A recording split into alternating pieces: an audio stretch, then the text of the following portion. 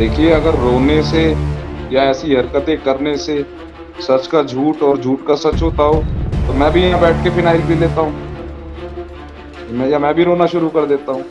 तो हाँ, एग्ज़ैक्टली देखिए, मैं इसमें विक्टिम हूँ, तो ये मेरा राइट बनता है पूरी तरह से कि या तो हाँ, जो मेरा पैसा है, जो मेरा नुकसान है, वो पूरा किया जाए या एज़ पर लॉ जो भी पनिशमेंट बनती है, इन लोगों को पनिशमेंट दी जाए। दिल्ली की तिहाड़ जेल के जाने माने जेलर दीपक शर्मा, जो खास अपनी बॉडी बिल्डिंग की शख्सियत के नाम से पहचाने जाते हैं, लेकिन उनको भारत के श्री रेसलर रौनक गुलिया और उनके पति अंकित गुलिया द्वारा एक हेल्थ प्रोडक्ट की कंपनी रैपिड न्यूट्रिशन का ब्रांड एम्बेसडर बनाने के चलते 51 लाख रुपए की ठगी कर ली, जिसकी शिकायत अप्रैल महीने में थाना मधुबिहार में की थी, जिसमें रौनक गुलिया और अंकित गुलिया ने जांच में सहयोग नहीं दिया।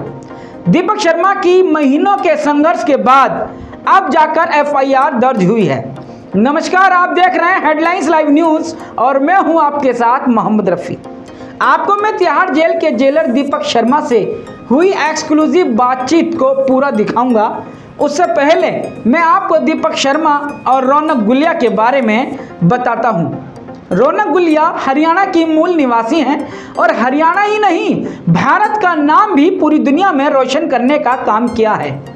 रौनक गुलिया और पति अंकित गुलिया के साथ रैपिड न्यूट्रिशन के नाम से एक हेल्थ प्रोडक्ट लॉन्च किया और इस पार्टी में तमाम बॉडी बिल्डिंग से जुड़े खास लोगों को बुलाया गया, जिसमें रौनक गुलिया ने दीपक शर्मा को अपने पति से परिचित कराया और ठगी की शुरुआत भी यहीं से जन्मी। अब बात करते हैं तिहाड़ जेल के जेलर दीपक शर्मा की। एक प्रशासनिक जिम्मेदारी के अलावा इन्हें बॉडी बिल्डिंग का भी बहुत शौक है और यह शौक इनको सादगी और भोलेपन का भी शिकार बनाती है। लोगों के बीच में चर्चा में बने रहना और अपनी पर्सनैलिटी का जलवा बिखेरना इनको बहुत पसंद है और यही दीवानगी ने इन्हें ठगी का शिकार बनाया है। दीपक शर्मा एक बार जब किसी से मिल लेते हैं तो मिलने वाला व्यक्ति इनकी सादगी को छोटा समझ लेने की भूल कर बैठता है और यही इनके साथ हुआ। अब मैं आपको सीधे ले चलता हूं दीपक शर्मा से हुई खास बातचीत की और जाने उन्होंने क्या कहा। सवाल इसमें यह है कि आखिर ये पूरा मामला है क्या जो आपके साथ हुआ है? देखिए रफी जी, जो पूरा मामला है जो अभी संज्ञान में आया, जिस पर अभी मुकदमा दर्ज हुआ, ये पूरी तरह से एक ये चीटिंग का मुकदमा, ये विश्वासघात है। अब भरोसा करने के बाद कोई इंसान किसी का भरोसा कैसे तोड़े, वो सब मेरे को इस मुकदमे में देखने और सीखने को मिला। तो मैं तो सिर्फ इतना कहना चाहूँगा कि हाँ, एक विश्वास के चलते कोई चीज़ शुरू हुई और चीटिंग के चलते वो खत्म हुई। आखिर आपकी जो मुलाकात है जो गुलेरिया हैं रौनक गुलिया, वो रौनक गुलिया भी आपके आरोप को लेकर खंडन कर रही हैं। आज उन्होंने इंस्टाग्राम पर एक अपनी जो है रोते हुए का एक अपना तमाम ऑडियंस को अपनी बात बोली है कि आपका जो आरोप है वो झूठा है। आखिर वो आपके आरोप को झूठा क्यों बोल रही है? देखिए, अगर रोने से या ऐसी हरकतें करने से सच का झूठ और झूठ का सच होता हो, तो मैं भी यहाँ बैठ के फ़िनाइल पी लेता हूँ। मैं भी रोना शुरू कर देता हूँ। तो ऐसा नहीं है। जो पुलिस विभाग द्वारा जो प्रारंभिक जांच की गई है, उसके आधार पर ये मुकदमा दर्ज हुआ है और जो प्रारंभिक जांच में जो एविडेंस पुलिस को मिले हैं और जो जिस तरीके से इन लोगों ने जांच में सहयोग नहीं किया, तभी उन्हीं सब चीज़ों को देखते हुए ये एफआईआर की गई है। और ये तकरीबन 2 से ढाई महीने का समय इनको दिया गया।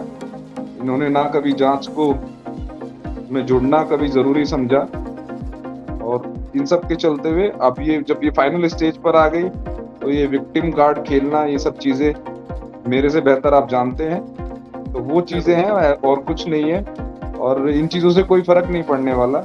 मेरे पास जो भी एविडेंसेस हैं वो मैं प्रोड्यूस कर चुका हूँ, तो उनके आधार पे ये मुकदमा दर्ज हुआ है।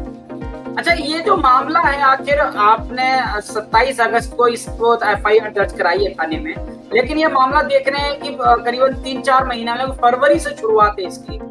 तो ये शुरुआत कैसे हुई? कितनी रकम आपने दी? सारी अमाउंट में दिया, कैश में दिया, अकाउंट में किस तरह से गया पैसा? हाँ, इसमें जो मोर देन 90% पेमेंट है वो अकाउंट की ट्रांजैक्शंस हैं और कुछ पेमेंट कैश में है, और जो सारी चीज़ें हाँ बिल्कुल ऑन रिकॉर्ड है। और जैसा अभी आपने कहा कि फरवरी से ये मसला चल रहा है और एफआईआर इसमें अगस्त में हुई है, तो आप देख जी सकते हैं एम्पल ऑफ टाइम था। अगर ये लोग सही थे तो इतने महीने से ये तब ये सब चीज़ें क्यों नहीं हो रही थी, तब ये सोशल मीडिया पे लाइव आना क्यों नहीं हुआ, ये हाँ मुकदमा दर्ज होने के बाद क्यों हुआ। हाँ, लेकिन एक चीज और है कि 27 अगस्त को एफआईआर हुई है, लेकिन इस एफआईआर से पहले आपने लिखित में शिकायत ही दी थी जो कि लगातार महीने दर महीने चल रही थी। जैसे आप बता जी रहे हैं कि जांच में सहयोग नहीं दिया था, उसके बाद ये एफआईआर हुई, ऐसा ही है? बिल्कुल एग्जैक्टली ऐसा ही है। कोई भी मुकदमा ऐसा नहीं है कि आज मैं थाने में जाकर खड़ा हो जाऊं और पुलिस एक पक्ष को सुन के उसमें मुकदमा दर्ज करे। पुलिस ने पूरी छानबीन करके फैक्ट के आने के बाद ये मुकदमा दर्ज हुआ है, और मुकदमे के रिजल्ट आप देख ही रहे हैं कि अब ये जो जिस तरह की चीजें सामने आ रही हैं वो आपके भी सामने और मेरे भी सामने। क्योंकि ये सवाल मैंने इसलिए अच्छे से पूछा क्योंकि कल जब ये खबर देखी थी, आपके तमाम चैनलों में आपकी बात चली, आपका जो मामला है ये चला, तो उसके बाद हमने देखा और ये आरोप जब इंस्टाग्राम पे आज रौनक गुलिया ने भी किया, तो ऐसा लग रहा था कि जैसे कि आप अचानक ही तैयार हुए और 27 तारीख को आपको एफआईआर करानी थी, आपने रात को मन बनाया और सुबह ही जाकर आपने अपने प्रभाव से और ये थाने में जाकर मुकदमा दर्ज कर दिया और पुलिस प्रशासन ने आपकी सुन ली। और क्योंकि जो जिस तरह से रौनक गुलिया आज बोल रही थी, वो यही कह रही थी कि आप पे इतना बड़ा कद है, आप पे इतना प्रभाव है, तो सब लोग आप ही की सुन रहे हैं, आप भी कोई सच मान रहे हैं, तो ऐसा लग रहा था। लेकिन आपसे अभी बात करके मालूम चला है कि वाकई में ये एक संघर्ष रहा है। आपने अपनी शिकायतों को 3 महीनों भर पहले करा था। एग्जैक्टली ये एक लंबा संघर्ष है। चीजें जब पुलिस को प्राइमा फेसिया जो एविडेंस मिले हैं, जो तफ्तीश हुई है, उसके बाद ये मुकदमा दर्ज हुआ है। और मुझे नहीं लगता कि इस तरह की चीजों को करने से केस में कोई रियायत दी जाएगी। पूरे पुख्ता सबूत है, सारे एविडेंसेस हैं, और उनके आधार पे आगे पुलिस उचित कार्रवाई करेगी। अच्छा, एक और है कि जिस तरह से रौनक गुलिया ने अपना नस काटने की खबर चली और जो वीडियो वायरल करी है, क्या ऐसा लगता है कि अटेम्प्ट द सुसाइड का जो मामला है वो आपके ऊपर लाने का भी कोई तरीका ढूंढा जा रहा हो कि आपको जब आपने मुकदमा करा है तो एक मुकदमा आपके ऊपर भी लगवाया जाए, या कुछ ऐसी कोशिश आपको लगती है? देखिए, अब मुझे नहीं पता उनका माइंडसेट क्या है, क्या मोडस ऑपरेंडी उनकी रही है, लेकिन मुझे बड़ा अजीब लगा कि किन लोगों के इन्फ्लुएंस में आके या किन लोगों से दिमाग लेके ऐसी कोई हरकत अगर उन्होंने की है तो ये बेहद शर्मनाक है। और अगर वो अपनी जगह वो सही हैं, सच्चे हैं, तो सच का सामना करें, चीज़ों को सामने लाएं। इस तरह की हरकतें करने से मुझे नहीं लगता केस में किसी तरह की रियायत उन्हें मिल पाएगी। जैसे कि वो कह रही हैं, अपनी वीडियो में भी कह रही थी कि आप ये कह रहे हैं कि वो फरार हैं और जांच में सहयोग नहीं कर रही हैं, तो मैं हूं, आओ मेरे से मिलो, मुझे ले जाओ, मेरे से जांच करो, मुझसे पूछताछ करो, मैं कहीं नहीं गई थी और मैं तो मौजूद हूं हर काम के लिए। अपनी सफाई जिस तरह से दे रही है, तो सफाई पे आप क्या कहेंगे? रवि जी, आपको क्या लगता है, क्या पुलिस के पास ऐसे ही एफआईआर करने का ही काम है क्या? बिना किसी फैक्ट के, बिना किसी एविडेंस के कोई मुकदमा दर्ज हो जाता है? नहीं, बिल्कुल। जब और साथ में और कोई प्रभावशाली लोग होते हैं तो उस व्यक्ति में तो प्रशासन पूरा अच्छे से उसकी जांच करता है, उसके बाद ही मुकदमा दर्ज होने का समय आता है। हाँ, तो इसमें इस मुकदमे में भी पूरा समय दिया गया है, पूरी अपॉर्चुनिटी दी गई है उन्हें अपनी बात रखने की, अपनी बात कहने की। जब उन्होंने अपॉर्चुनिटी मिस कर दी और चीजें उनके हाथ से निकल गई, तो इस तरह की चीजें वो कर रहे हैं। लेकिन ये सारा वेस्ट है, ऑल इन वेन है, इन चीजों से कुछ नहीं होगा। जो सच है वो सामने आएगा और आ भी रहा है। लेकिन रौनक गुलिया जो है एक रेसलर हैं, और कहीं ऐसा भी निकल कर आ रहा है, एक मैसेज निकलता है कि वाकई में उन्होंने पैसा के साथ आपके साथ क्या करा, उसकी सच्चाई आपको मालूम है और रौनक गुलिया को मालूम है, और उन दोनों को लेकर जो जांच होगी वो जांच में निकल कर आएगा। लेकिन जो पूरा देश आपको देख रहा है, आपके साथ होने वाले मामले को बहुत गंभीर है, क्या कहीं ऐसा तो नहीं है कि आपके द्वारा लगा ये आरोप या ये एफआईआर का होना रौनक गुलिया के करियर के ऊपर एक दाग लगाने का काम हो? नहीं, मेरे को उसके करियर पे दाग लगा के मुझे क्या मिलेगा? या तो वो मेरे कंपटीशन में हो कहीं मुझे इस तरह की चीजें करने का, एलिगेशंस फ्रेम करने से मुझे क्या हासिल होना है? मैं एक जिम्मेदार एक अधिकारी हूँ, सरकारी पद पर बिल्कुल। हूँ। वो एक रेसलर है, वो एक एथलीट है। उससे मुझे नहीं लगता कि डायरेक्ट या इनडायरेक्ट किसी भी तरह का मुझे कोई बेनिफिट होने वाला है। मतलब कि इस तरह का अगर वो आरोप लगाती हैं, इस तरह से रो के वीडियो वायरल करती हैं कि एक तिहाड़ जेल के जेलर प्रभावशाली व्यक्ति मेरे को जो है कमजोर समझ रहे हैं और मेरे को बर्बाद करने के पीछे लग गए हैं। मैं रोती हूँ कि मैंने कुछ ऐसा नहीं किया है, मैं हर तरह के लिए जांच के लिए तैयार हूँ। तो क्या यह आपको लगता है कि विक्टिम कार्ड खेलकर एक सहानुभूति इकट्ठी करके आपके खिलाफ कुछ तैयारी कर रही है? देखिए रफी जी, मैं फैक्ट पे चलने वाला आदमी हूँ और फैक्चुअल चीजें मैं पसंद करता हूँ। ये सब्जबाग और इन चीजों में मैं बिल्कुल बिलीव नहीं करता। और जब फैक्ट सामने आए हैं तभी मुकदमा दर्ज हुआ है और तभी सामने से ये एक्शन का ये रिएक्शन सामने से देखने को मिल रहा है। तो मैं तो सिर्फ यही कहना चाहूंगा कि इस तरह के टेंट्रम्स को छोड़कर जो सच है वो सामने लाएं और जो उनकी गलती है उसको कबूल करें। मेरे को मेरी रिकवरी से मतलब है, दैट्स इट। आपको अपने पैसे से मतलब है कि आप जो मेरा पैसा आपने मुझसे ठगा है, धोखा दिया है, मेरा पैसा वापस दे दीजिए और कोई मामला नहीं है। हाँ एग्जैक्टली, देखिए मैं इसमें विक्टिम हूँ तो ये मेरा राइट बनता है पूरी तरह से कि या तो हाँ, जो मेरा पैसा है, जो मेरा नुकसान है वो पूरा किया जाए, या एज पर लॉ जो भी पनिशमेंट बनती है इन लोगों को पनिशमेंट दी जाए। मेरा एक सवाल और आपसे ये है कि आपके साथ इस तरह का मामला छोटा या बड़ा क्या पहली बार हुआ है या पहले भी कभी हुआ है इस तरह की ठगी? नहीं नहीं, पहली बार हुआ है और इसी में इतनी बड़ी सीख मिल गई है कि अब आगे इन चीजों का ख्याल रखेंगे। मतलब कि हेल्थ प्रोडक्ट्स को लेकर और आपके क्योंकि आप एक अपने स्वास्थ्य को लेकर बहुत ही ज्यादा दिलचस्प आदमी हैं, तो उसी को लेकर ये जो मामला रहा हेल्थ प्रोडक्ट्स को लेकर और जिसके लुभावने वादों में कहूं या लुभावने ऑफरों में कहूं कि आप उसमें आए और आप उसके अंदर एक अपना विकल्प, एक अपना कुछ ढूंढ रहे थे, लेकिन वहां पर आप धोखे में फंस गए। एग्जैक्टली, आपने बिल्कुल सही कहा। ये मेरी लाइन मैं फिटनेस इंडस्ट्री से जुड़ा हूँ और 10-12 साल से मैं इसमें हूँ। इस इंडस्ट्री ने मुझे बहुत कुछ दिया और मैं पूरी तरह से, ये मेरी लाइन का मेरा कप ऑफ टी था। तो मैंने इस बिजनेस में आगे सोचा कि हाँ, मैं एक एज इनके साथ मैं चीज़ों को आगे बढ़ा सकता हूँ। लेकिन अगर मुझे ज़रा भी ऐसा अंदाज़ा होता, और सिर्फ मेरा ही केस नहीं, इसके अलावा अभी में मिस्टर अंकित गुलिया के खिलाफ साइबर रोहतक से 5.5 करोड़ की ठगी का मामला दर्ज है, जी। जिसके अंदर ये फरार है। एंटिसिपेटरी बेल रिजेक्ट हो चुकी है ओके। इनके, हाँ एनबीडब्ल्यू इशू हो चुके हैं और अभी बहुत जल्द एक 6 लाख की ठगी का मामला और दर्ज होने वाला है। बहुत से विक्टिम्स हैं जो मेरे आवाज उठाने के बाद अब आ रहे हैं और हम उन चीजों पर भी काम कर रहे हैं और उन चीजों को भी एक्सपोज करेंगे, इनको खुलकर सामने लाएंगे कि ये कौन लोग हैं। ठीक है, अब मेरा आपसे एक आखिरी सवाल और लूंगा कि अब आप ऐसी स्थिति में रौनक गुलिया और अंकित गुलिया के लिए क्या संदेश देना चाहते हैं, और दूसरा जो तमाम फॉलोवर्स हैं जो आपको आपको फॉलो करते हैं उनके लिए क्या मैसेज देंगे इस मामले पर? देखिए, मैं तो सभी लोगों से सिर्फ यही अपील करना चाहूंगा कि हाँ, जो सच है सच का साथ दे। इस तरह का ये जो आपने जैसा अभी कहा विक्टिम कार्ड, इन चीजों पर ना जाए। इन चीजों से जो फैक्ट्स है वो बदलने वाले नहीं है, जुर्म छिपने वाला नहीं है। और रही बात इन दंपत्ति की, तो मैं इनको कहना चाहूंगा कि इन्होंने जो भी गलती की है, इस गलती की सजा इन्हें जरूर मिलेगी। इन तरह की ये जो हरकतें ये कर रहे हैं, ये अंकित गुलिया लगातार एब्सकॉन्डिंग है, एट लार्ज है, इन्वेस्टिगेशन ज्वाइन नहीं कर रहा। अगर ये इतना सच्चा है तो दोनों लोग सामने आए और इन्वेस्टिगेशन को ज्वाइन करें।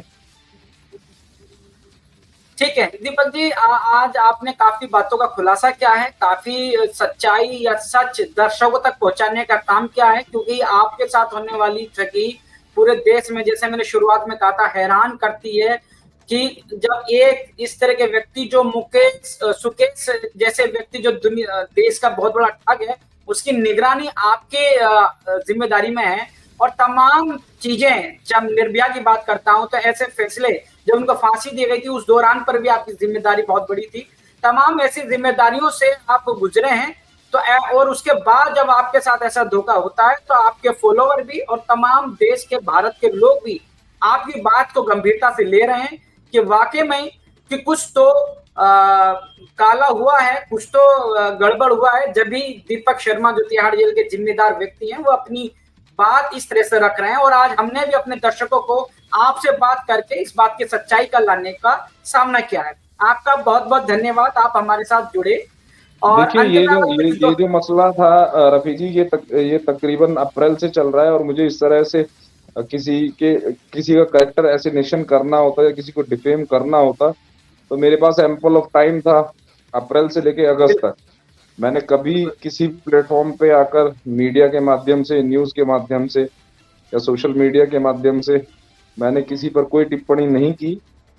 और अब जब ये मुकदमा दर्ज हुआ है तो चीजें सामने आई हैं और मैं सच के साथ खड़ा हूँ। मैं अपनी जगह सच्चा हूँ, तभी मुकदमा भी दर्ज है, चीजें आगे चल रही हैं। अब ये लोग घबरा रहे हैं तो इस तरह की ये टेक्निक्स अपना रहे हैं, और जिनसे हासिल कुछ नहीं होना, और जो सच है वो बहुत जल्द सामने आएगा। हेलो, मेरा दीपक शर्मा जी से इंटरव्यू हुआ था। आपके जो ऊपर जो 51 लाख रुपए का जो मामला उन्होंने दर्ज कराया है, तो इस पर आपका मेरे को पक्ष जानना था, क्योंकि इस पे खबर रिलीज करने की थी।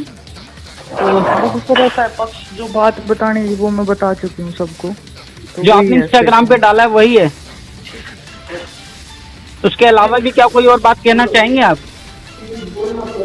या फिर दीपक शर्मा और आपको अगर लाइव पे लिया जाए तो आप ज्वाइन करेंगे? नहीं, अच्छा, मैं अब सीधा जो लीगल कार्रवाई है ना सर वही करूंगी, जो कोर्ट में नोटिस है मैं उसका जवाब दे रही हूँ कल। डॉक्यूमेंट्स एविडेंस वगैरह है जो पेश करके आज नोटिस निकाला है ना डॉक्यूमेंट्स देने के लिए। जी। तो वो कल मैं दे रही हूँ, उसके बाद देखते हैं। तो अब आप सारा जो भी कानूनी है, कानूनी तरीके से उसका जवाब दे रही हैं? बिल्कुल, सब कानूनी तरीके से। मेरे को ये तमाशा झूठे, ये मैं हवाई फायर नहीं मारूंगी झूठ के, मैं सबूत के साथ, कानून के साथ चलूंगी जैसे बोल। मेरे को एक सवाल आपसे ये जानना है कि अंकित, हेलो, हाँ जी, अंकित जो हैं वो अभी आपके हस्बैंड हैं? क्योंकि आपने वीडियो के अंदर अंकित गुलिया के बारे में भी बोला है कि 2 नंबर का मेरे हस्बैंड है। तो फिर क्या हुआ, 2 नंबर का करते हैं तो करते हैं, जो चीज गलत है वो गलत है, मैंने बोला है वो चीज। ओके, यही जानना था, क्योंकि फिर आप जिस तरह से बोल रही थी, एक सवाल आ रहा था कि आखिर रौनक जो है अपने हस्बैंड के बारे में भी ऐसा कैसे बोल सकती हैं कि वो गलत हैं तो गलत हैं, तो इसलिए सवाल था।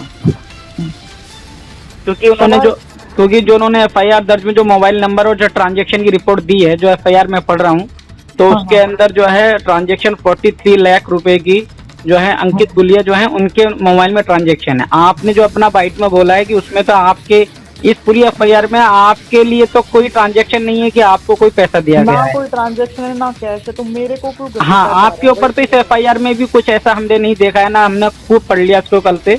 लेकिन यह कि जो नंबर और जो ट्रांजैक्शन जो बताई गई है वो सारी की सारी अंकित गुलिया के बारे में बताई गई है। लेकिन आपका रेफरेंस ये है क्योंकि अंकित गुलिया को आपने परिचित कराया था, जो आपकी रैपिड न्यूट्रिशन का जो प्रोग्राम, जो लॉन्चिंग प्रोग्राम था उसमें। नहीं सर, एक बात बताओ, मैंने परिचित कराया था, मैंने इसका लेन देन करने के लिए नहीं बोला था 2 नंबर से, समझ रहे हो सर? नहीं, तो ब्रांड एम्बेसडर के लिए ऑफर किसने करा था कि जो रैपिड न्यूट्रिशन का जो ब्रांड एम्बेसडर बनेंगे? वो मैंने नहीं किया, वो और भी लोग थे करने वाले, और वो तो कंपनी बंद हुए बहुत साल, मतलब बहुत 6 महीने से ऊपर हो लिए। और क्या नाम है, उस कंपनी की वैल्यू ही 20 लाख थी, उसके भी तो डॉक्यूमेंट दिखाए। अगर इसके पास प्रूफ है कि इसने इन्वेस्टमेंट की है तो उस इन्वेस्टमेंट की प्रूफ मीडिया में दिखा दे या पुलिस को दिखा दे। जी, हाँ, ठीक है रौनक जी, आपने हमसे बात करा, बहुत बहुत धन्यवाद। जब हमने FIR को पढ़ा तो उसमें साफ लिखा हुआ है कि अंकित के मोबाइल नंबर पर 43 लाख की ट्रांजैक्शन और अन्य बैंक द्वारा ट्रांजैक्शन का हवाला दिया गया है, जिसमें यह बात तो साफ नजर आती है कि दीपक शर्मा ने अंकित को लगभग 50 लाख रुपए तो दिए हैं, जिसका वो लेनदार है।